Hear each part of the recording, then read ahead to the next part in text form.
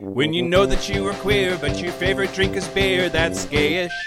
You can bottom without stopping, but you can't stand going shopping, that's gayish. Oh, gayish, you're probably gayish. Well, life's just too short for narrow stereotypes, so it's gayish. We're also gayish. It's Gayish with Mike and Kyle. Hello, everyone in the podcast universe. This is Gayish, the podcast that believes when God closes a mouth, he opens a butthole. Oh, God. Oh, God. Yeah. Suck on that, Pence. No, suck it. I'm Mike Johnson. I'm Kyle Getz. And we're here to bridge the gap between sexuality and actuality. And today, we're going to talk about cars. Yeah. Oh, you're so excited. I just don't. I mean, I have some things I guess I'll say, but I don't feel like we've done like a super straight topic that that at least I don't care about in a while. Yep, it's been a while. But so we did this to ourselves. I know. I don't know why I would complain about it, but But first, Patreon. Oh yeah. We've got a lot of new Patreon folks, so thank you, everyone. Thank you to Reed Long. Money. How long, Reed? Yeah, exactly. That was the name of a guy I knew in college. Reed Long? Yeah, I wonder if it's him. Did you go to college with Kyle? Were you long then? Also, Johari. I wonder if he would love you long time. Okay. Johari Canty. Johari Canty? Yeah. I can't even make a joke about that. It should be Joe Hardy to make a joke about that. Yeah, that doesn't work. We're maybe not on our game right now. And David Curtis. David Curtis. 2 S's. So I really wanted to lock in that second S. Oh, maybe he speaks parcel tongue. David Curtis. My precious. That's not parcel tongue. I know. I was doing a different nerd reference, Mike. Fine. Okay. Thank you to all of our Patreon members. We appreciate you. Yeah, we love you. Yeah. And your money. And most of your money. We're almost to the point. We said that it was going to be at $600 a month is when we thought that we could probably afford to start on Shakespeare. And we're tantalizingly close to that. And I really appreciate it. It makes me excited about the project. And I think that's moving forward. Yeah, and I'm really excited. You've been working on it, so we haven't started actually producing it, but I'm really excited about the script that I've read, and it's a really cool. We've probably talked about it, but Mike is adapting Romeo and Juliet to be 2 men or boys. They're super young. They're boys, yeah. Romeo and Julienne. So changing one of the characters out, and what would this play look like if it was 2 dudes? Yep. So it's been really interesting, and I don't even care about Shakespeare. So right, it's super boring. but it's been interesting. Before we go into the news, I wanted to talk about some feedback that I got about using the word heteronormative to describe the Buttigieg family. Yeah, and I just wanted to, I guess, clarify. Like you were right to point out that that's a problematic word. I think that's fair, and all my point is that they are incentivized to be as straight with big old quotes around it as possible, so that he remains palatable as a candidate, and that is heteronormativity. Like the textbook definition of heteronormativity. I'm going to read that real quick because I read it earlier, and that's why I wanted to have this talk. Heteronormative is denoting or relating to a worldview that promotes heterosexuality as the normal or preferred sexual orientation. And so the idea that they need to be as not gay as possible to maintain viability, that's heteronormativity in action. Yeah, I still don't think going on the campaign trail with your husband is at all heteronormative. So I still don't agree with that necessarily. I do think they are trying to reiterate, while still being gay, and he's talking about that a lot, but he is trying to reinforce a lot of staple American ideals like religion, like military service. They're both white, they're both cis, so there is a lot. I don't like the word heteronormative to describe it, but I can see trying to still be a cookie cutter or traditional couple is what they're trying to present themselves as. And in this context, in the political arena, I think that means straight. Like when people talk about traditional families and family values, like they mean straight. Yeah, but I mean, they're not a straight couple, so like they're not being heteronormative. The thing that I really want to clarify though is I'm not saying that gay married people have an obligation to be extra super outwardly visibly gay. I don't want that to be I don't want my comments to be misconstrued as judging a quote unquote boring marriage. Like Trevor and I, our marriage was super boring, right? Like we were married and we discussed changing our name, and like we had a dog and we were monogamous, and like there were so many outwardly boring things about our marriage, and it was awesome. Right? Like I don't know. There was a few people wrote in, but one in particular that wrote in that was like, you know, my marriage is boring, and don't shit on that, please. And I'm not trying to. I mean specifically Pete Buttigieg in the political sphere. Yeah. No, I think I while I understand what you're saying, I feel like there's a different word that might apply that I could get down with, but let's work on finding that. Let's find it together, Mike. Let's go on a word journey. I guess that's just a dictionary. I want to say something too before we start. Okay. And it's about, so we just recently had to kick someone out of our Facebook group for the first time. Yeah. Very cool. Can I talk about this? I don't see you are already. Yeah, I'm currently doing it. Great. And so someone made this, I think, really great post about that basically said, like, don't hate on feminine gays, like, which they get a lot of hate even within the gay community. Yeah. And interestingly, someone replied with exactly the point of this, hating on feminine gays, stereotyping them. And anyway, but not to go into that, but what that reminded me is one of my fears in doing this. We want to talk about, we don't fit the stereotypes. We don't have all the same interests like other podcasts. There's so many RuPaul's Drag Race podcasts, and I don't watch that, or I don't relate to that. But my fear is that someone would misconstrue that as disliking that. And that's very much not what I want to do. People that are more masculine presenting need to also watch out for the femme gays and the trans women, all the people that like are the reasons we have rights. Like they're the ones that do that. So it's not like, I want our podcast to be, there are lots of different things within the gay spectrum and everything is cool. Okay. Sure. Okay. Does that make sense? Yes. It makes sense to me. Okay. So I would never want someone to interpret our discussion about like, you know, what we like and are interested in as like disliking other types of gay people. Because the entire point is you can be literally any gay you want and you're totally fine that way. Gay just means banging the same gender, right? And anything beyond that is horse shit. Yeah. Right? Yeah. Okay. News? You want to talk about the news? Yeah. Okay. I've got some news. I feel like I wanted to be really thoughtful and articulate, but I don't feel like I was. Just now? Yeah. I mean, don't shit on anybody ever. Yeah. Especially not in our Facebook group, you fuckers. Yeah. I will also say, for our Facebook group to have 876 members as of this taping, to have one bad apple is a pretty fucking great percentage. Yeah. Right? And totally. And I'll also say, like, we're cool. Mike and I, like, we have to work through our, you know, we have all this internalized homophobia. And, you know, I've definitely in the past had judgments about feminine presenting men or lisp or all these things that I'm working through. So open discussion about things is totally fine. And that's what we're here for. And we want everyone to be able to work through their issues.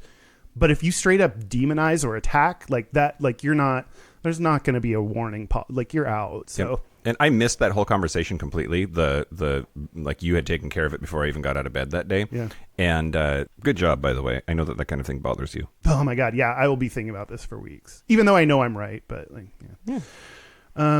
Anyway. Okay. News. Great. Okay. So let's talk about Mario Lopez. Oh yeah. What do you know about what's going down?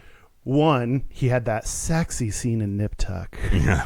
That was like 15 years ago. That's all I can think about most nights. Yeah, didn't he say something about trans people that was really terrible? Yeah, so the thing that is missing from this story so far when I've heard about it is that he made these comments on a ridiculously conservative person's radio show.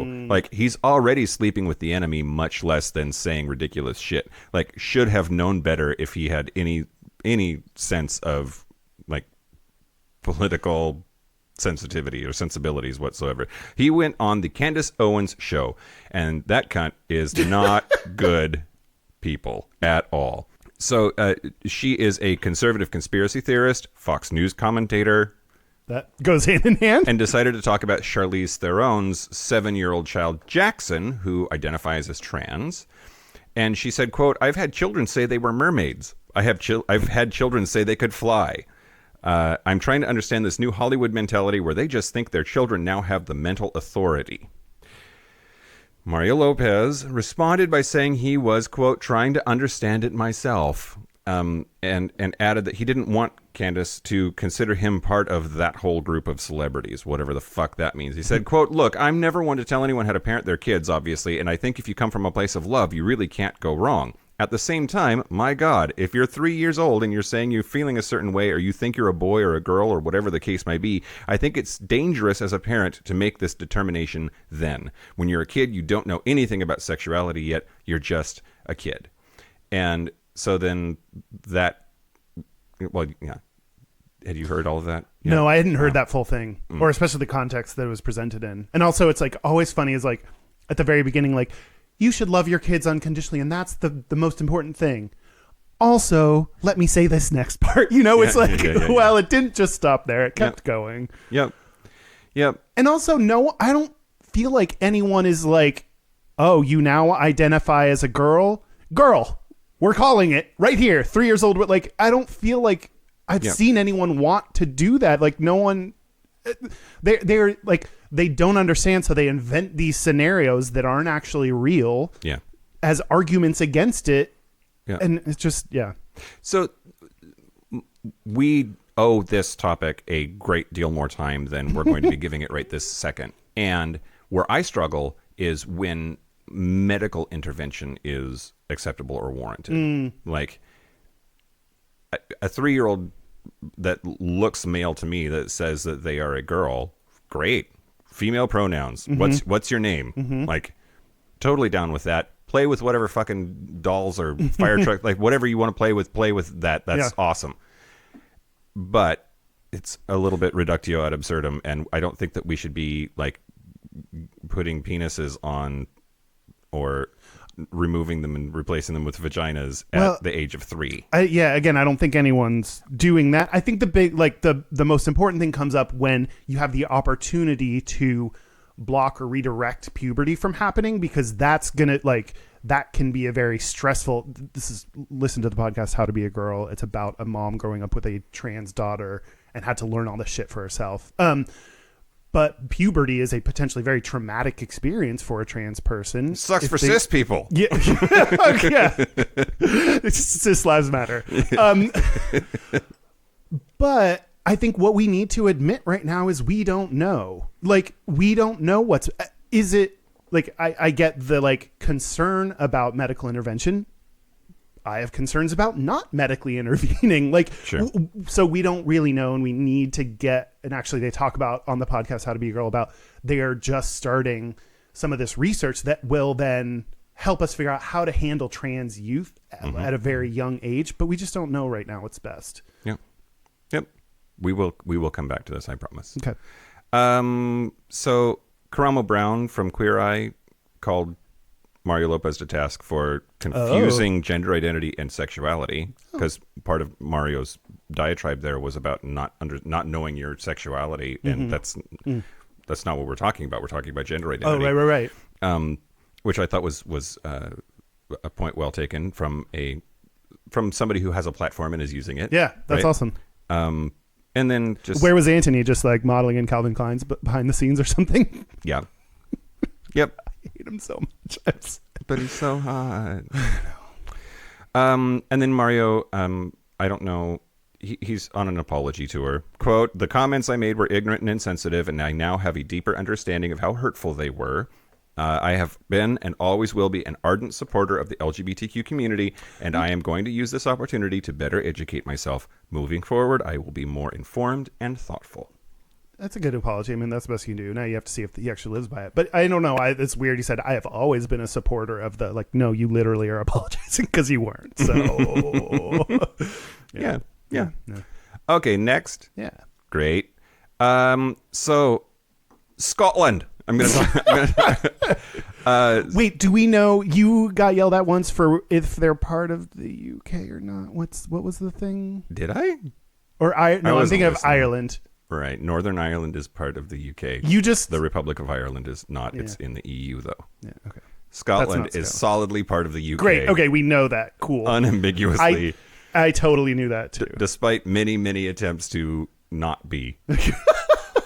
Historically. Yeah, got it. So Scotland, though, the National Records of Scotland had proposed to add a third option to their census that would have included non-binary trans people's identities in the census for the first time. Well, that's awesome. Except okay. They're not then you just shook your head and they're not going to do it. They quietly announced last week that they're going to U-turn on those plans and that there will be only male or female options when asking for the sex of respondents. Why the change in decision, change of heart, change of mind?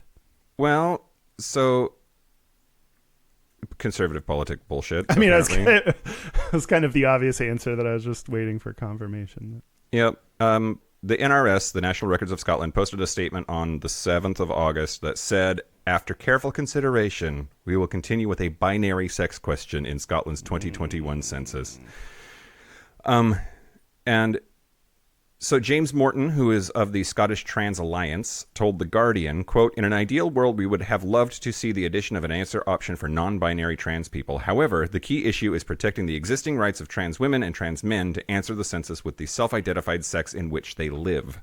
When combined with the additional voluntary trans status question, the self-ID sex question gives the best quality data, and for the first time will enable census data comparisons between trans women, trans men, and other women and men.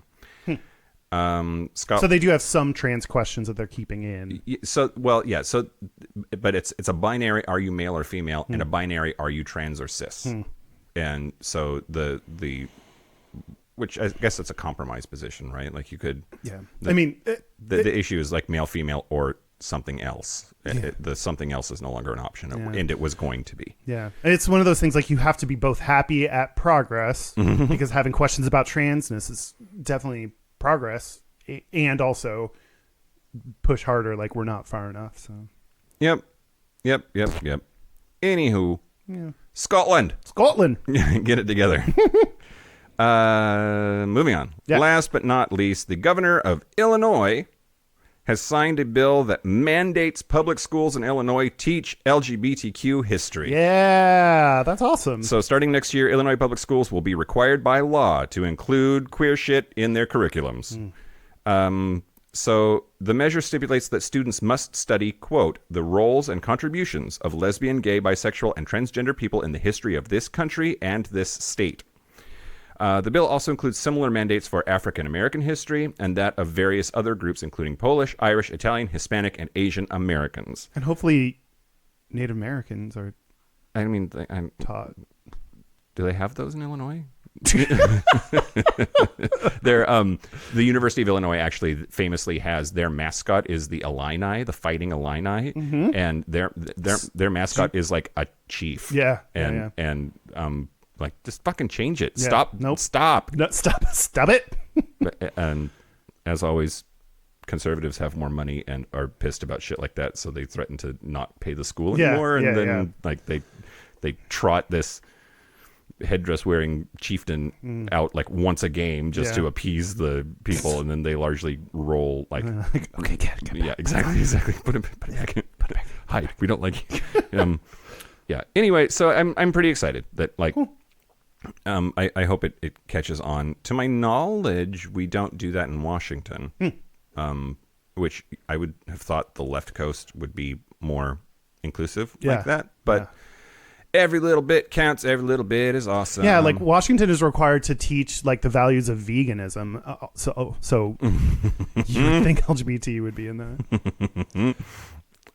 That's it. That's the news. Cool. Thanks, Mike. Yeah. Do you want to talk about cars? Oh, hey, Mike. You're welcome. Thanks. Next. Cars? Yeah, let's talk about cars. Should I start? If you want, you started with can I, which makes me think that you somewhere in there you want to. Mother, may I? Yeah. No, that's daddy to you. Daddy, may I? It's getting sexy. Okay. I just mostly want to do those kinds of things more often because the Discord group, apparently they get spontaneous boners when we do sexy talk. Oh. Well, I don't think I have good sexy talk. I feel like anytime I've tried to do sexy talk, it turned out like a cat farted or something. Like, I think yours is much better. You said before we started that you have a hungover voice, which makes it deep and sensual. Yep. Whenever I'm hungover, it's Barry White comes out of my face. Yeah. Which you should, I mean, that would be great if to podcast, I need to get super drunk tonight because tomorrow I need to have sexy voice. Yeah. More beer. I'm recording tomorrow. I need this. Coming soon, our episode about alcoholics and being sober. Spell coming. You know. Have I talked about hangover hornies before?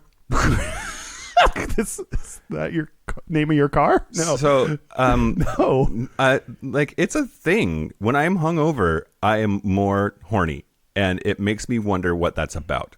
Part of my thinking. That's opposite of what it should be. Think so?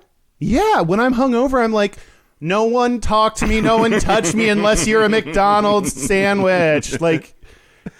Well, it's enough of a phenomenon that my Aunt Gail, my mom's sister, coined the term, and I don't know if she heard it from somewhere else or if it's her invention, but hangover hornies is a thing. Wait, why? I mean, I don't know why I asked. How did this come up? Like, why would your family be talking about how horny you all are in the morning? This is... You're answering your own question. I don't know. I know. You've met my mother. I know. I don't. It's just so... your family will never cease to amaze me. Hey, all my family that's listening. Okay. Or nor me. Nor me. Yeah. Okay. I'm going to talk about cars. Kind of. We'll get there. I'm going to talk about gay jobs. Hand jobs. Yeah, it's the least exciting gay jobs. I just mean careers. Okay. I'm going to start with nursing. I'll shut up now. I'm sorry. I'm in a mood. I'm going to start by reading a question on Yahoo Opinions because it was equally as dumb. Someone posted, odd question, are there gay car mechanics? My friend said no. What do you think? Well, I mean, I know multiple lesbian mechanics. They're gay. So yes. So I mean, obviously a stupid. And there's that what's that called? There is a movie that has Cord Overstreet in it. He's the only person that's famous, except for the one guy that has all of the abs, who is also famous, but less famous than Shouty Mouth from Glee. And he's a mechanic. The main character is gay and a mechanic, and his friends don't know he's gay. So he comes out to them, and it's all about like how they assimilate his gayness into their social group. And then I actually really like that movie a lot. What's it called? Dan. Something Man Out. Last Man Out. See it. It's good. He's a Also mechanic. The main character is a gay mechanic in that. The TV show Looking, I think the guy that Hottie McJacked dates is a mechanic. And then he turned haircutter? I don't remember. Anyway, okay, so in response to this question, are there gay mechanics? The best answer, like, everyone was like, you're stupid. Yes, there are gay mechanics, blah, blah, blah. And this one answer said, my colleague told me about one of his clients who was a supervisor in a mechanic shop, and he started using gay lingo. He was gay. Started using the gay lingo around the very straight mechanics. Lingo like, girlfriend, what are you doing? And the straight mechanics were so dumb, they just started using the gay slang themselves without ever knowing it was gay speak. That's awesome. Which I love that idea of straight people that just don't, clueless straight people is just a joy that you get to experience when you're gay. Yeah, and like if you went home to Houston and your dad was like, girl. I know, like you'd just be like, what? Yeah. So there are a lot of great responses, and everyone was like, you're an idiot. But okay, let's talk about gay jobs. So there was a study. No. Yep. called Concealable Stigma and Occupational Segregation Toward a Theory of Gay and Lesbian Occupations, published in the Administrative Science Quarterly, the saddest of magazines, in 2015. Administrative science. Administrative Science? Boo. I know, that's so stupid. But now let me talk about this interesting study. So they did this research into, like, you mentioned you threw out, what did you throw out? Nursing. Like, Nursing. You threw out jobs that, like, are stereotypically gay professions, and they kind of confirmed that there are actual, like, that's actually true. The stereotypes are true. So this research is by Michael Anteby, Carly Knight, and Andras Nope. You're doing so good. I was. Tilsic. Probably. There's an extra C in there. Anyway. I mean, none of them listen. It's fine. You don't know that. Michael Anteby, let me know. So their theory was that gay people tend to go into jobs that are one of two things: task independent, like you don't have to interact with coworkers as much, because then you kind of get to, like, it's like all in response to being gay, like, you don't have to deal with that shit from other people. You just kind of do your job. Sure, yeah. Or the other is social perceptiveness, because growing up gay, you had to, probably hide and read other people's body language and understand, are they safe or not? And, like, all the stuff that we have better social perceptiveness. Yeah. And they kind of confirm, what they have said is they confirm that those are the types of jobs that gay people seek out. Yeah. So it reminds me, when my grandfather was dying in the hospital, he flipped out because he had a black nurse, and then, like, complained, and of course she shouldn't have to deal with that shit. No. Right. But so there was the next time that I visited, the very next day, I don't know if they had done something or if it was just like shift change or whatever, but then, like, the nurse that he was getting along with, I was like, that boy gay, Grandpa. Like, I didn't tell him that, but I was like, if you only knew. That boy gay. Oh, did he? Now he's dead. Did he make it? Oh, no. Okay. Nope. So the highest percentage of gay, both men and women, jobs are, in order: psychologists, training and development managers, social and community service managers, technical writers, and occupational therapists. All of which have some level of either task independence or social perceptiveness, or both. But they even dig deeper. How deep? Only a little bit deeper. They only got up into the first chamber. Yeah. That's a butt joke. Okay. So for professions in which females are the majority, what had the highest proportion of lesbians, and then which had the highest proportion of gays? So for female majority professions, the ones that had the highest proportion of lesbians is psychologists. Okay. I didn't want to thought that. Probation officer and correctional treatment specialist, which God. That feels very stereotypical of, like, Yes. the lesbian, correctional officer. Yeah. Like, I'm pretty sure that was on Orange is the New Black. Yeah. Whatever. And training and development specialists and managers. I don't know why lesbians love that, but whatever.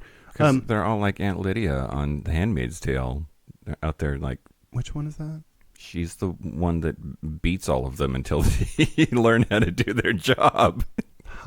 Oh, yeah. Oh, I know who you're talking about. Yeah.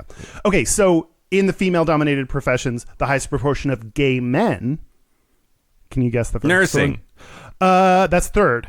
The Okay. first one is, this is going to be so... What's another, like, gay dudes? Hairstylist. That's the second one. Oh my God. Well. It's on the board. Florist. Oh, no. Oh. Man, you were so excited. You must be very disappointed that you were very wrong, because you seemed... we got answer number one still on the board. Show me. Show me.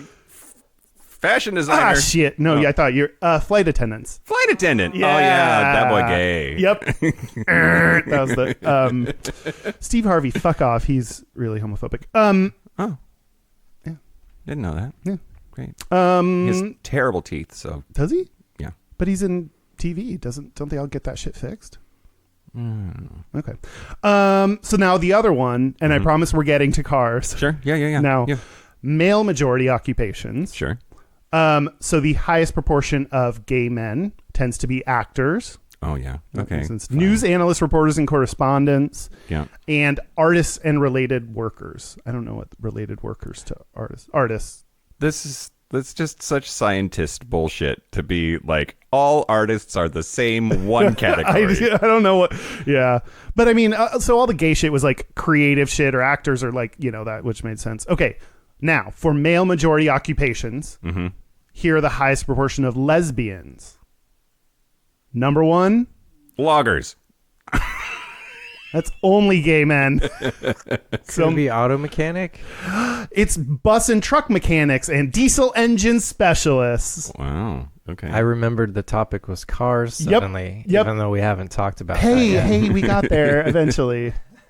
I don't care about cars, so I had to find something I cared about. But lesbians do tend to be, and this is the point, and it relates to cars. Thank you. Bus and truck mechanics. Interesting. I don't know what a diesel engine specialist is. They- Don't say they specialize in diesel engines. I will kill you. They Next. require specialization because they're way different than gasoline engines. Oh, okay.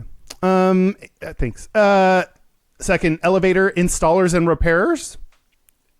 Lesbians love elevators. They work that shaft. They press those buttons. So right. Work that shaft. You don't. Elevator shaft? Yeah, but they're lesbians. They love fixing big holes. I don't know. And then heating, AC, and refrigeration mechanics and installers. So it's all like really specific Stop being fixing stereotyped. things. Stop being stereotyped. So, but yeah, so some of those stereotypes are true, or a lot of them, because we heard a lot of stereotypical jobs that are actually true. I always feel weird inside when data backs up stereotypes. I know. Well, I think that's the point of like, we don't want to shy away from, we want to like be able to talk about like stereotypes come from somewhere, and some of them are true and based on data. So that's like what you shouldn't, again, like just trying to now be very clear about what you should and shouldn't take away from this. Like, that is not to say all male flight attendants are gay, even though I might want them to be. That's not true. And that doesn't mean that, and we need to figure out like what's going on. Why are those the professions that we are tend to be drawn to? And, how can we make it more open to, not just gay people working in all kinds of professions, but also women, entering into male dominated. And I think the assumption is actually always, if men work in a female dominated profession, they are definitely gay. Like, any male teacher who's not a coach is like, you must be gay. And it's like, what if some dude just is good at teaching? Yeah. So it is, I think the hard part is we don't want to take, just because data backs it up, don't want to take that to an illogical next step of that means it's always the case. Yeah, there's this natural tendency to conflate trends with absolutes. Exactly. Right? Exactly. Yeah. Wow, that sounded really smart. Thank you. Yeah. Is that like a saying people have, or did you just say that? I just used words to communicate an idea I was having. Podcasts. Do podcasts in general need a tagline? Because we just, Apple Podcasts, sometimes words communicate thoughts. Okay. What do you have? So I wanted to talk about just... Use words to communicate. I was thinking, you're such an asshole. Okay, sorry. Speaking of assholes, no. You got to poop? No. Oh. I have to pee. I mean, do you want me to start talking while Yeah, you're I don't need to be here. Ta-da! So I wanted to talk about, on both sides of my family, all of the men talk about cars. And I don't... Well, first, let's start with that. Let's start with... Is your brother or your dad, are they into cars at all? My dad knows, like, into cars. No, he knows about cars, and this is actually, and my brother not really. Again, I think he knows some things about cars, but like not too like crazy into him.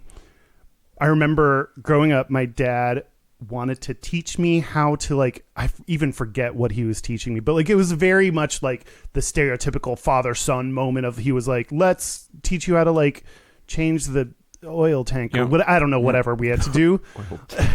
Great. Or like it might have been like replace the windshield wiper fluid or something, and I was just like, I think I was in college. I don't know. I was just in that phase where like I was so annoyed with him and I didn't want to learn it. And I was just a bitch the entire time and I didn't learn anything. Yep. And like, and then of course, like now as an adult, I actually know I can change a tire. Mm-hmm. And the one fact I know about cars that makes me sound real smart is if someone's battery dies and then I'm like, okay, and they're like, but that's weird. It's brand new. And I'm like, it might be your alternator. Mm-hmm. Because if your alternator's bad, then even if you change out the battery, it's going to drain it really fast. So you might have to get your alternator checked. Only because that happened to my car once. So now it's one thing that I know. So I like sound really carsy. Yep. Oh my God. I just remembered. What? I was in Santa Fe with my friends from college. Mm-hmm. And there was this woman that was having some kind of mental issue. She was stopped in the middle of the street and in a car. In her car. Okay. Yes. And so we were like, she has dementia or something is happening. So we got out to help her. And she was like, something's wrong with my car. I can't get it to move. She was in park. Like she didn't clear, this was not. And I had to get her to like, I had to gain her trust. I had to talk to her, whatever. And like part of my to get her to trust me, I was like, oh, that's so crazy that, I'm kind of playing along. I was like, that's so crazy. Your car's messed up. That happens to me all the time. But hey, guess what? Like, I'm really good at cars. I just if I can get in and drive it with you, then I can listen to it and I'll tell you what's wrong with it. Like I was just trying to get her to let me drive the car and take her home. Mm-hmm. That was my goal. Mm-hmm. And my friends are there listening to this, and when I say I'm really good at car, they just like laugh. Yep. But, like, because that's a sentence people always say. I say that to so many people. I'm really good at cars. I'm so good at cars. I just need to drive your car a little bit, and I'll be able to tell what's wrong with it. And actually, I did end up getting her trust, and then the police came and everything. Was there anything wrong with it? No. It just needed to be in drive, and you needed to start the engine. Those two things. So no, she was just having some issues. Anyway, that was not what I just remembered that, but that's not what you asked. Well, I think so. There's the father-son bonding thing tends to be in like two categories that I've observed. The first is car identification. Like all of these like, oh, that's a 57 Chevy. I don't understand how people know that. That's a 74 Pinto. Yeah. Like, and I did not get that gene. Like it won't go in there. I don't notice the differences, or they don't register, or I more likely I just don't fucking care. Yeah. But I always feel left out. Mm-hmm. Like I would even find myself asking my dad or my grandpa, like, what kind of car is that? Just so like I knew that they were interested and would be able to identify it. That's like when you don't understand something or you're not part of it, you don't want to take the risk of saying something stupid or wrong. So asking questions, and that's like kind of how I get over a lot of my social anxiety is like, if I ask a question, then I'm getting you to talk about this thing, and I don't really have to do much of the work. I just listen, which I can do that pretty easily. So yeah, that's like a way of fitting in with the group, and you're kind of talking about it, letting them seem like the expert. And Yep. Did your dad teach you car shit? Well, the other category. So there's the identification side, and then there's the like how to work on them side. Yeah. Like how do cars work? Yeah. That part I'm pretty good at. Like my dad and I used to change the oil together, and I mean I remember being really young and helping my dad, quote unquote, helping my dad. But that was really stand there and like listen to him cuss as he tried to fix things, right? But what's like the most recent thing you've fixed on your car? The most recent thing I fixed, I changed the fuses. I don't even know what that means. So I don't know that I want to know. You can tell me. This is an episode about cars. Fine. Yeah, I mean, you have fuses just like you do in your house. Like you have a breaker box somewhere in your house, and like if you blow a fuse, it's because there's some electrical danger there, most likely, right? Like there's a short or there's a surge of some kind, and so if you're... Are fuses like surge protectors? A little bit. Like the surge protector-y part of a surge protector can pop because there's too much. Mm-hmm. And that's what the fuse's point is, to protect it from that stuff? Yes. Oh. Yeah. So the fuse is basically there to say there's way too much electricity going through here right now. Stop it. And so then it heats up and melts and severs the connection. So the electricity has to go through there. And anyway, so yeah, I had a couple of things in the Jeep stopped working, and it's because the fuse had blown. And I'm hoping what? No, I'm just imagining. It's so funny because if something doesn't work I don't have a car anymore, but when I had a car, if something doesn't work, I know how to pop the hood. So I do that. I'm like, okay, here's the first step that I know how to do. I know how to pop the hood. I have the little thing that I can prop it open with. And then I look, and then I'm like, why the fuck did I do this? What am I looking at? Like, I don't know. Yep, this looks very engine-y. Like, I don't know what so I'm just picturing, like, you can open it up and be like, I have identified the fuse, and I also identify that there's a problem with it. Yeah, I mean, there are fuses under the hood. Most of the fuses for accessories are inside the vehicle, like shit. down by your left knee. Okay, that's less... That's... What? Dan... I was waiting for you to explain that to him. Great.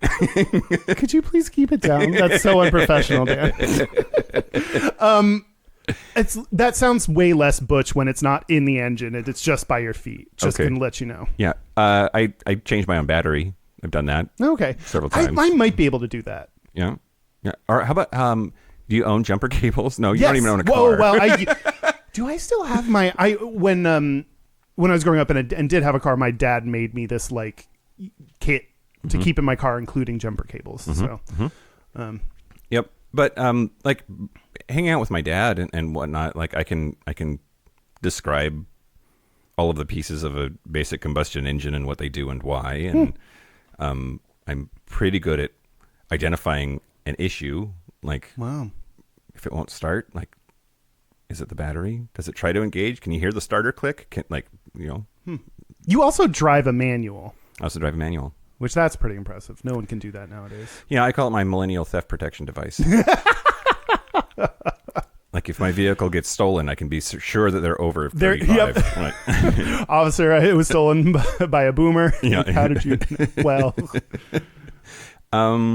yeah. But I always that part, like the how to be a sort of amateur mechanic side. I got a great deal of satisfaction out of like hanging out with my dad and doing stuff and handing him tools and having him teach me things. I really appreciated that. It's this other side, this like identification part that I not only didn't get, but I wanted to. Like I wanted to care about those things. I wanted to be able to participate in those conversations and just couldn't, and always felt really bad about it. Like I was missing out on some fundamental part of manhood. Yeah. Yeah, I think there's, especially when you have brothers, like when you see how your straight brothers are acting and bonding over things. Sports is a big one. Sports, God. My dad coached my dad. I don't even use it. My dad taught soccer. No, my dad coached my brother's soccer team like all the way through. Like my brother played through high school. I mean, so not in high school, but like up till high school, my dad taught their team. And so that was like sports was like a bonding thing between them. And I was like, had to go to all the games, and then I would just do like, my mom has a picture of me. Like I took all the straw, like little pine needle things and formed them into a circle and then put the soccer ball in the middle and sat on it. Like I was sitting on an egg in a nest. Like these are the things that I did because I didn't care. Like, yeah. But then you feel like you're missing out on that. Like, why aren't I like my brother, or I can't bond with my dad over this thing? Yep. Absolutely. Feel like I'm missing out. So that being said, do you have a favorite car? Okay. Recently, actually, I've been, when I see a car that I really like and then I check it out, it's a Tesla. Like I like their look, like especially the SUVs. You're going for the cheapest option. I mean, isn't that a gay thing to like want the fanciest whatever and like the sleekest design and and to have those fancy parking spots? It's like where you can like electric car. That's why owning a Mac is so gay. Thank you. Like right now I'm really on the Tesla SUV. I just think it looks cool. Cool. And they're 100% electric, right? Okay, well, Now you're asking more questions. They're not a hybrid. They're electric, I think. Okay. I think that's the point. I believe you. I think that's the point too. Yeah. Can you tow something with an electric SUV? I suppose you could. They don't need towing. They work all of the time. They don't break. Can you tow something else? Oh. Like, is it strong enough? Yeah. Probably. It's amazing what we're doing with like batteries Our and podcast. electricity and everything. Yeah. What's your favorite car? Well, a Jeep. And that's Oh, why that's right. That's why I own one. But the thing is, I don't really care. It's getting better. My perceptions over time are changing. But when I bought that Jeep, it was 2008, and I got an '05. And the reason I got an '05 is because it was the last classic-looking Jeep. Because like '06, they started trying to make them look like Hummers. They got like boxier and like not boxier.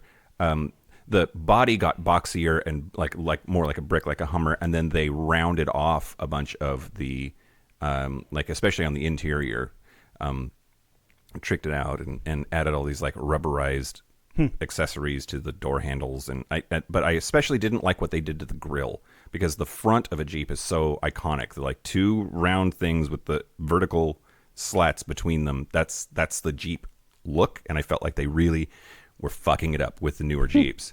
So you do kind of have an opinion about cars and how they look? Sure. Yeah. I can tell you when a Jeep is made before 2006. Wow. I mean, that's impressive. Because I care about it. Good for you. And maybe that's what it comes down to, because I care about it. Yeah. Right? Yeah. It's trying to make myself care about these other things that... Well, that's what, like, fixing a car is different because, like... There's practicality. There's a practical... But, like, looking at cars, like, I think for you are like a very practical person, want to be able to, like... Well, if I don't care about that car or own that car, what's the need to be interested in it? Like, yeah. Yep. No, for sure. For sure. I am wondering what I will do next. Like, that car is 15 years old, because it's an '05, it was made in '04, and it's got almost 100,000 miles on it, which is actually really, really low mileage for a car that's that old. But it's like 87 in car years. Right. Yeah, exactly. That's very old. Exactly. Yeah. It's going to die eventually. And like, what am I going to do then? Right? You should put it in a home where someone can watch over it more often than you can. Yeah. Or sell it for scrap. That's what we did to Grandma. Yeah.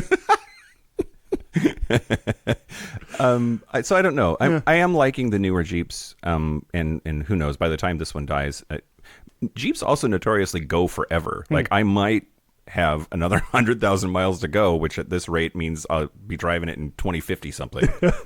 Who knows? Yeah. Are you just going to hold on to this until it dies, like until like the very end of?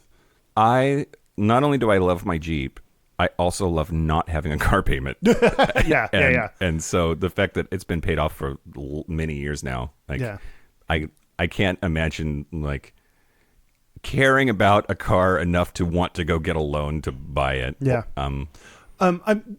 While I didn't learn about a lot about cars, like fixing cars and whatever from my dad, like even though he tried and I fought him, I did learn a lot about, but just general finance, but like especially when it comes to cars, and like I know kids learn about money through observation of what their parents do. In my family, like, you use a car. I remember my dad, we had this station wagon, which luckily when it got to be like we were old enough to drive and we would get the hand-me-down, my mom was like, you can't give them the station wagon, give them the Pontiac Bonneville. Wait, why not? Because she was like, this is such a terrible, like, horrible car for a kid. Like, she was like, you can't put them through having a station wagon. Oh wow. So we had a Chevy Astro van. Oh boy. And I fucking loved that thing. How many people did you rape in it? Well, rape 0, okay. But I could fit like 9 of my friends in it. Oh, hot. And we would go to the movies, or we would drive around the parking lot. That actually happened once. We took the seat. Go to McDonald's, like, that's a thing we always did. Yeah. I accidentally on purpose like launched it into the air on a gravel road. Oh, that sounds fun. That was fun. What is it? What TV show is that? The Dukes of Hazzard or something? In an Astro van. Yeah, same thing. But when you said station wagon, my first thought was like, oh, that would be great to put a fuck ton of people in and go do something fun. Yeah. But that's not where you were headed with that. No, it was just too... Pontiac Bonneville. Pontiac Bonneville, that's my first car. Okay. So you have trying to hack into my stuff and need a security question. That's the answer. Oh no.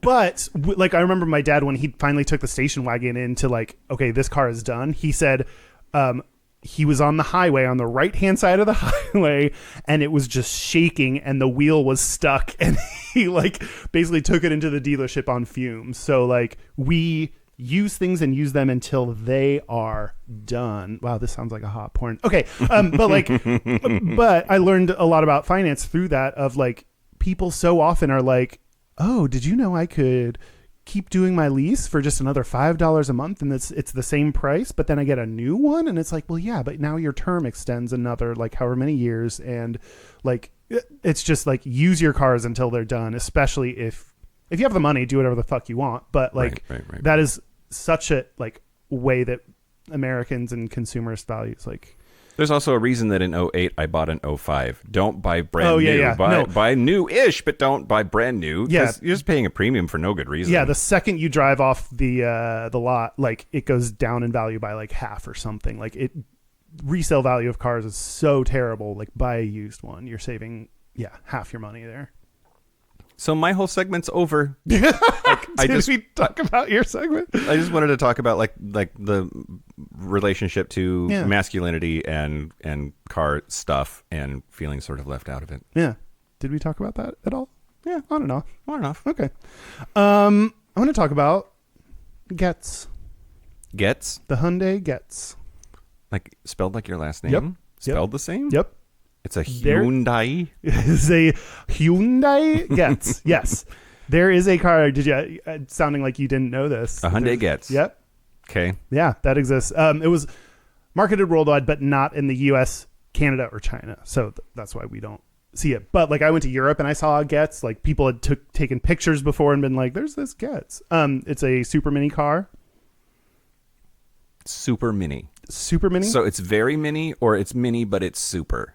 Oh, I'd like to think that size doesn't matter. And it is just a super car. It just happens to be. Okay, so I'm going to tell you some things about it. Okay. They have a 3-door and 5-door hatchback body style options. Okay. I never liked calling a car a 3-door. Okay, I didn't know what that meant before because I was like, that's stupid. Then why don't you have 4? Why not 2 or 4? Why would you have? Do you know what 3-door actually means? It's that hatchback. The back thing, they're calling that the 3rd door, which I like. That's stupid. And 5-door, it's like, no, it has 4 doors. It's just there's a back hatch. There's a hatchback. Yeah. Mm-hmm. So a 3-door would probably fit. The Gets can fit 4, maybe 5 if you all squeeze. I learned about horsepower. It has 62 to 110 horsepower. Wait, how many can fit in the back of a Gets? You know, if you lay down on a 5-door, if you lay down the back, I bet you could get either 7 regular people or 15 clowns. Great. And I don't know anything about horsepower, so I had to look this up. Apparently, the average car has about 120 horsepower. SUVs might have up to 200. So if you like are trying to like figure out what horsepower is or what the range, and so this is 62 to 110 horsepower. So I love decent. horsepower. I love that horsepower is derived from the power of an actual horse. Yeah, yeah. Some dude was like, a horse can do about this much, and then it like really is. Yeah. And then I saw this, but tried to look up like what it meant, but then I didn't care, but it's like the stroke of the cylinder. Yeah. Don't know what that means, but it was funny. Is it 2-stroke? 4-stroke? I don't know.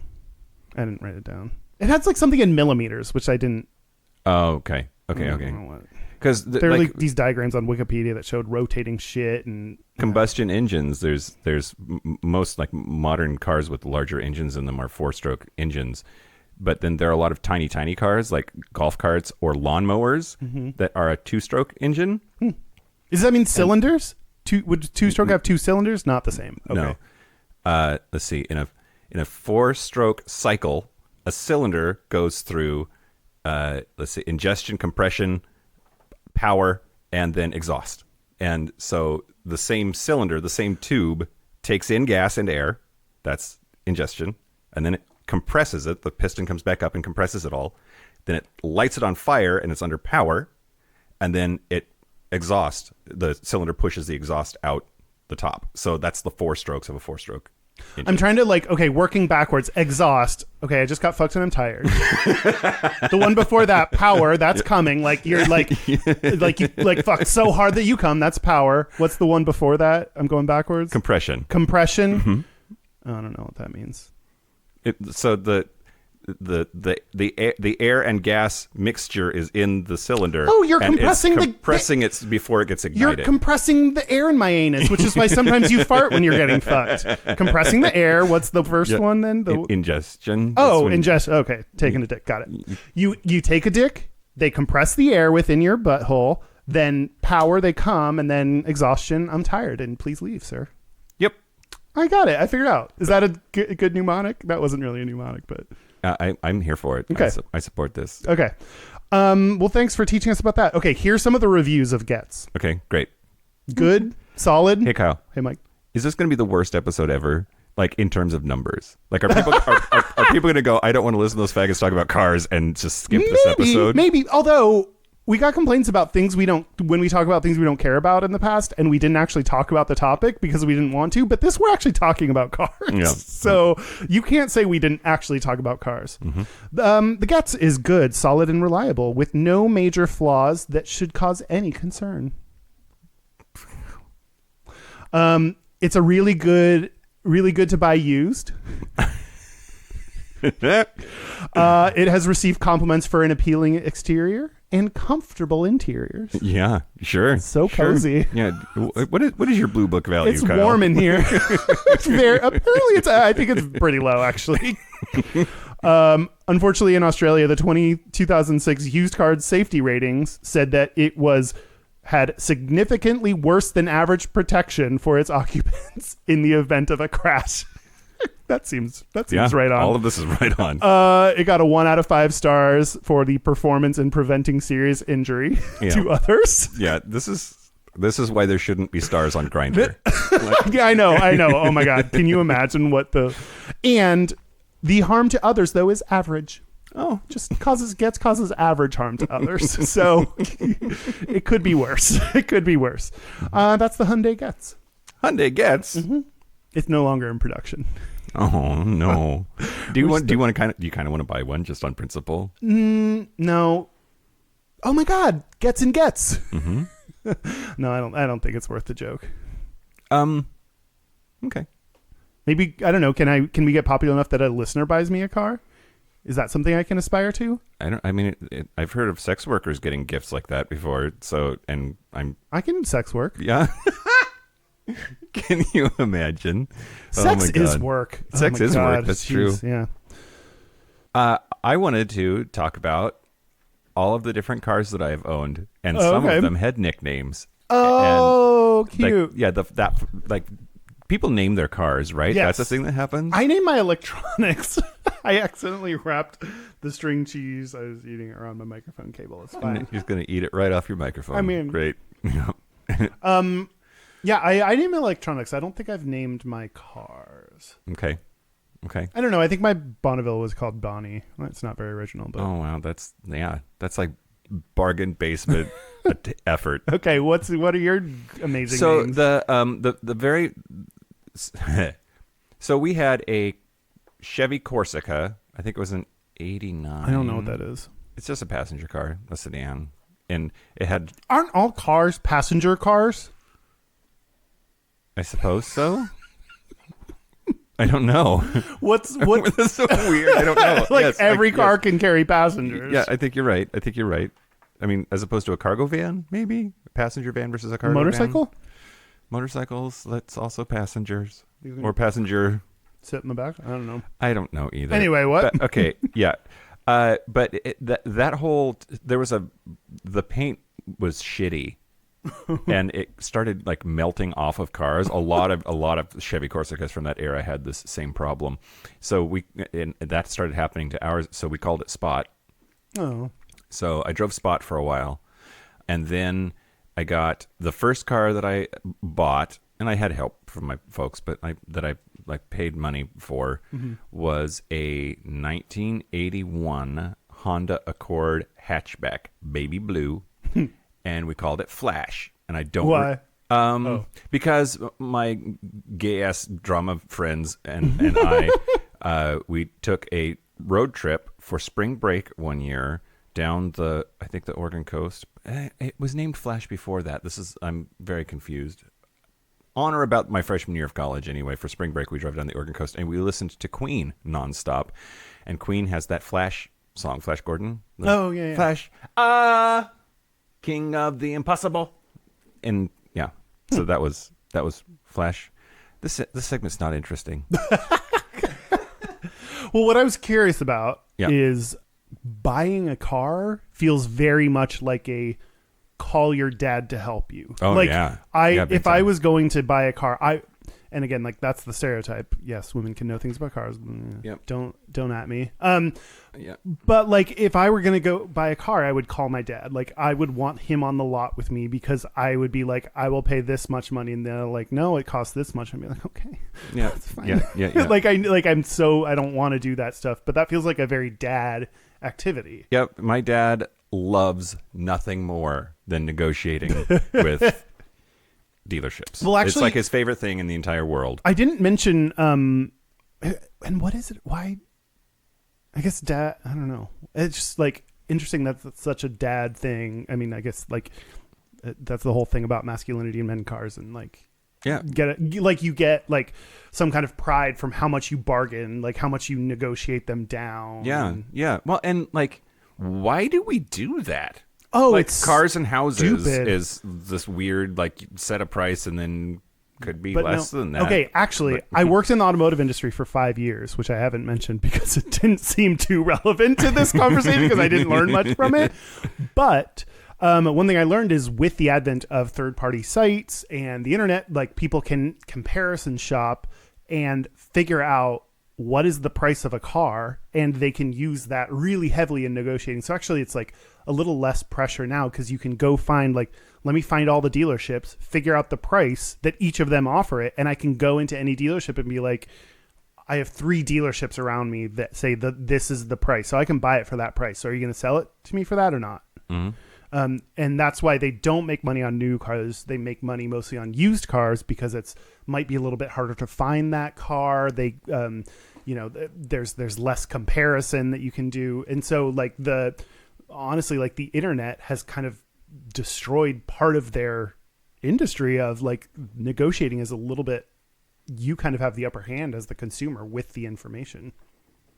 It's weird. I mean, It I is. haven't bought a car in 10 years, so. I've never bought a car, and it like I don't want a car, but if I did, like that, the idea of going onto a lot, actually, this is like a gay thing. Like that idea terrifies me. Like that is like gives me so much anxiety thinking about going onto a lot and having to talk to a dude who knows about cars and like be like, no, I want to pay this, Mm-hmm. and he'll be like, but it has 4 engines, and I'll be like, I don't care. 4 engines. I don't know. It's the new one. It's the latest model. Up Right. from the last year's model had 3, and now it has 4. Just reminds me of Jack Donaghy doing microwaves and like adding like all the Wait, what's the 4th wave? Like Yeah. the 4th heat? or the one that had 4 doors on it for no good reason.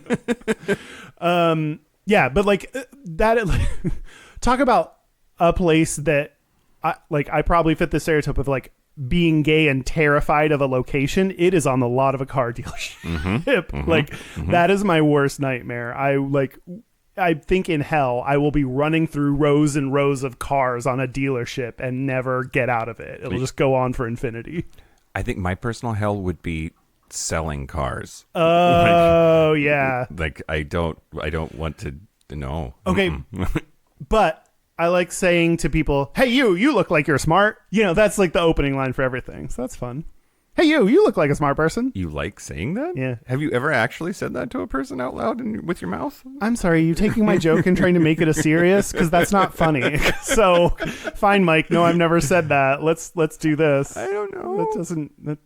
I was lying. All of this has been a lie. Yes, and? Yes, and no, but. Yeah. Do you have anything else? No. I was going to do a segment that's not really that funny about Oh, great. the band, The Cars. Well, I did a segment that was not that funny about the Hyundai Getz. So why not? Yeah. Yeah. So should we take a break? Let's take a Go break. through the drive-through. Let's get a car clean. Wait, what's that called? Car wash. Car wash. Let's take a break. Look it at the car wash. Yo, yeah. Break. Break. This is the part where Mike and Kyle take a break. So are we back? We're back. We're back. We're going to do our Gayest and Straightest. We are going to do our Gayest and Straightest, but first, our website is gayishpodcast.com. And instead of all of our social, I'm going to tell you, join our Tell us. Discord, which was started by Brandon Pettigrew. Yeah, who apparently comes really every time you say likes his name. when he say, and also someone sent me a message that was like, how do I join? And I was like, I don't know. I'm on it. Like, you go to Discord and then you like, I don't remember. I joined via a link that was There's sent. a link somewhere. Search the Facebook group for a link that Brandon posted. Sure. Probably. Or I don't know. Dan will find it and repost. Okay, Dan will find it and go find Dan's post on the Facebook group. Dan, is that what you're saying? Yeah. Sure. Okay. Yeah, you can talk into a mic when it's not on, but it doesn't work. Sure. Okay, great. Okay, great. Yeah, I'll try and figure out how to do that. Okay, Yeah. so you'll go into the Facebook group to see how to join it. I don't really remember because I don't know anything about Discord. But Mike, Kyle, and I did this last time. Mike, Yeah. Dan, and I are all in the Discord and chatting every now and then. It's really cool. So Yep. join it there. Yep, it's fun. Our hotline. You can send us text messages or leave us voicemails. It's 5855-GAYISH. That's 585-542-9474. Standard rates apply. And our website? Nope. Our email. We really wanted to We're doing so build good. up the website. 131 episodes. And we Can't this do is this part. this is one thing. Our email is gayishpodcast@gmail.com. Great. Also, we are still at a 4.5 rating on iTunes. What does that mean? It means we're not perfect. Yeah, but are there a bunch of haters? Is that what? Yeah, I mean, one comment was just 1 star, and the comment was gay, Yeah. Great. which Sure. that's fair. That's fair. That it was Sure. gay. But Anyway, the point is, there are haters out there who are just being homophobic, homophobic, homophones. homophobic dick faces. So please do us a favor and leave a good review, Yeah. assuming that's something you want to do, and balance those fuckers out. Yeah, if you want to. Great. So Gay- Pride48.com is having their live expo. We will be in New Orleans on Sunday. Well, We'll be in New Orleans for a long time, but full weekend, but our spot. Our slot is Sunday, August the 18th at 11 a.m. Pacific, 2 p.m. Eastern. If you want to listen to us, you can go to pride48.com and check out the live stream. Or if you happen to be in the New Orleans area and would like to attend, there are still tickets available. We will be at the Holiday Inn Superdome. So super. Great. And get dome. Isn't that a sexual thing? don't- What does that mean? To get Getting dome. dome? I feel like Nicki Minaj has said it. I mean, Oh no, that's what Jay-Z. That's homo. That's what I call getting dome. I sell at arenas. I call that getting dome. Okay, I got there. Okay. That's what I mean, it is. I guess the head of a dick is kind of dome-ish. Yeah, Like- dome, it's dome-ish. like- That's our next podcast. Dome-ish. Dome-ish. Okay, yeah, but join us there. I'm really excited about our topic. It's gonna be great. It's gonna be funny. We're gonna throw Mike for a loop. It's just gonna be real fun. Yep. Great. Gayest and Straightest. Let's do our gayest and straightest. So the gayest thing about me this week is NPR has this channel on YouTube dedicated to their Tiny Desk concerts. And they've been around. This is a thing that they've been doing since like forever, like since the 70s. It's a subset of All Songs Considered, which is itself a subset of All Things Considered on NPR. Anyway, pretty much anybody who's anybody has done that show. And they just do 2 or 3 songs live, like literally at someone's desk at the NPR headquarters. Lizzo's came out. I thought it was a last- library because there were so many books around. Yeah. I didn't know. Okay, got it. Yeah, no, that's NPR. Yeah, I mean, it might as well be a library, but got it. Yep. But Lizzo did a Tiny Desk concert last week, and I've been watching it obsessively and showing all my gays like, hey, let's watch this thing. So I showed it to. Oh, jeez. I believe in God now after watching that. Like, I really liked her before, and I heavily judge people based on how they perform live, and she kills it. She melts is that. incredible. Like, you may not. I mean, I feel like this is part of the pop star dilemma of like, there's some songs where she's not. I mean, she's not rapping, but she's like more voice like she's not singing.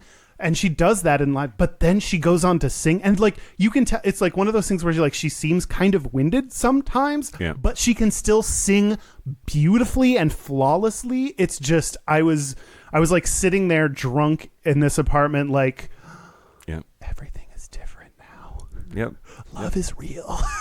And then at the end, she is just so inspiring. Like everybody's clapping for her, and she says, if you love me, you can love yourself. And that's just such a great message. And then it says, it's quote RuPaul, and then around it bigger quotes that says Lizzo. Exactly.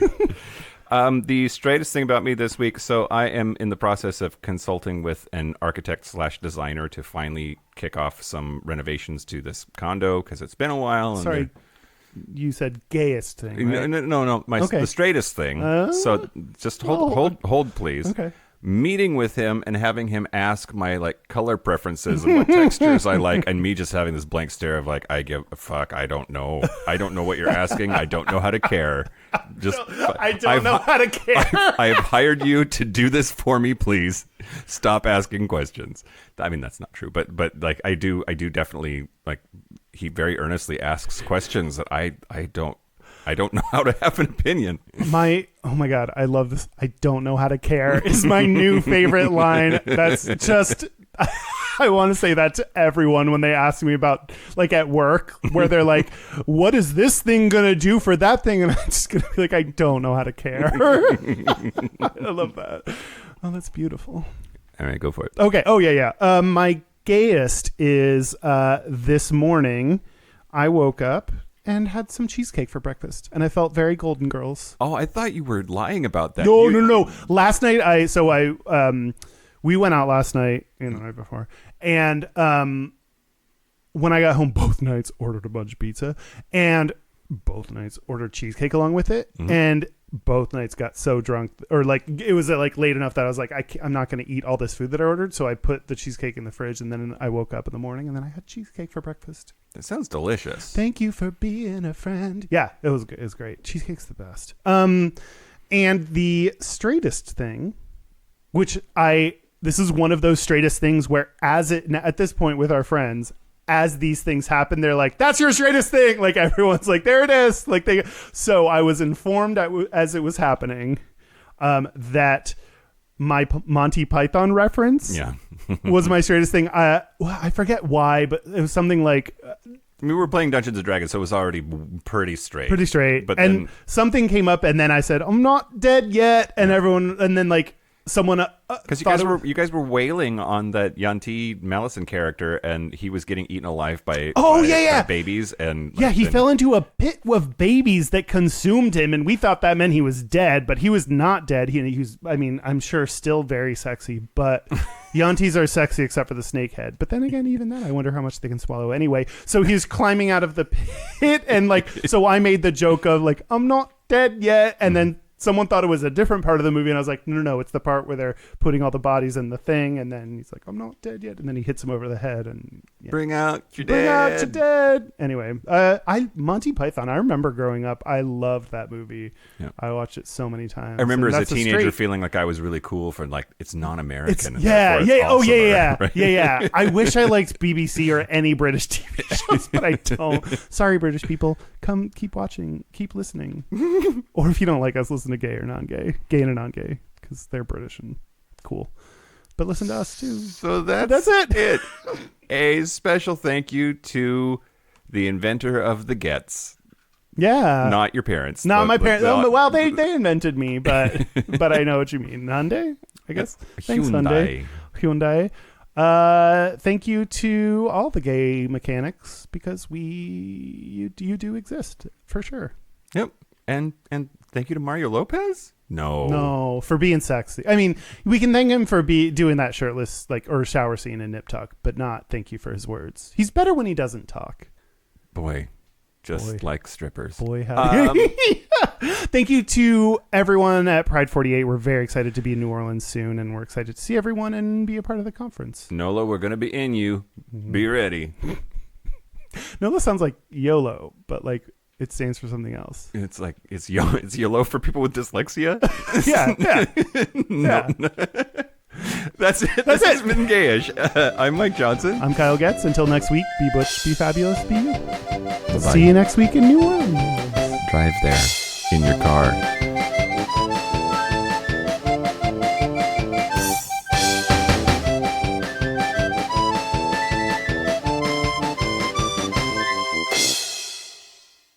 You get a fast car. I gotta make a decision.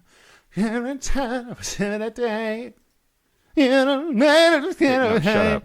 I don't remember. You're ruining a beautiful song.